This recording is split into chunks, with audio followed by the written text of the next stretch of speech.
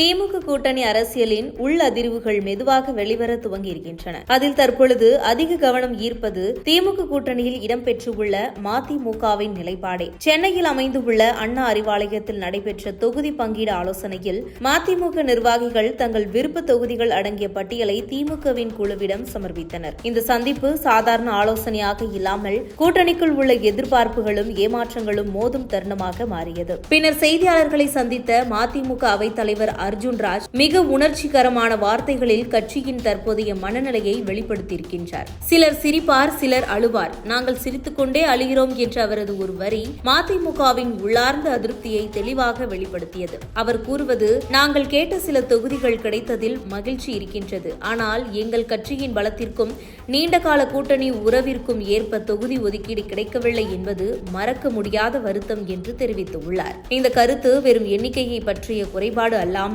மதிப்பீடு மற்றும் மரியாதையை குறித்த கேள்வியை எழுப்பியுள்ளது. மேலும் மதிமுகவிற்கு ஒதுக்கப்பட்டுள்ள 4 தொகுதிகளில் 3 தொகுதிகளில் திமுகவின் உதயசூரியன் சின்னத்தில் போட்டியிட வேண்டிய நிலை உருவாகியுள்ளது. ஒரே ஒரு தொகுதியில் மட்டுமே தங்களின் சொந்த சின்னத்தில் போட்டியிட வாய்ப்பு வழங்கப்பட்டு உள்ளது. இது கட்சியின் தனித்துவ அடையாளத்தையே குறைக்கும் வகையில் உள்ளது என மதிமுக வட்டாரங்கள் பேசப்படுகின்றன. கூட்டணியில் நீண்ட காலமாக இணைந்து செயல்பட்டு வரும் மதிமுகவிற்கு தற்போதைய சூழல் ஏன் உருவானது என்பது அரசியல் வட்டாரங்களில் பெரிய கேள்வியாக மாறியுள்ளது. குறிப்பாக சமீபத்தில் கூட்டணியில் இணைந்த சில கட்சிகளுக்கு இரட்டை இலக்க தொகுதிகள் வழங்கப்பட்டு உள்ள நிலையில் பழைய கூட்டணி கட்சியான மதிமுகவிற்கு குறைந்த எண்ணிக்கை மட்டுமே ஒதுக்கப்பட்டு இருப்பது அவர்களின் அதிருப்தியை மேலும் தீவிரப்படுத்தியுள்ளது. திமுக கூட்டணியில் தொகுதி பங்கீடு விவகாரங்களை பார்க்கும் பொழுது காங்கிரசிற்கு 28 தொகுதிகள், விசிகாவிற்கு 8 தொகுதிகள், கம்யூனிஸ்ட் மற்றும் மார்க்சிஸ்ட் தலா 5 தொகுதிகள், தேமுதிகவிற்கு 10 தொகுதிகள் உள்ளிட்ட பல கட்சிகள் கணிசமாக எண்ணிக்கையை பெற்றுள்ளன.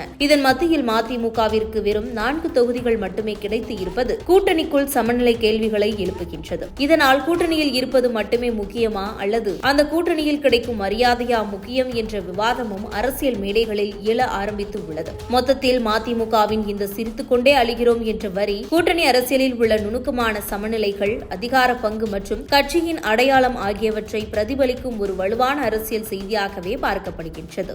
இது குறித்து உங்கள் கருத்துக்களை கமெண்ட் பாக்ஸில் கமெண்ட் பண்ணுங்க.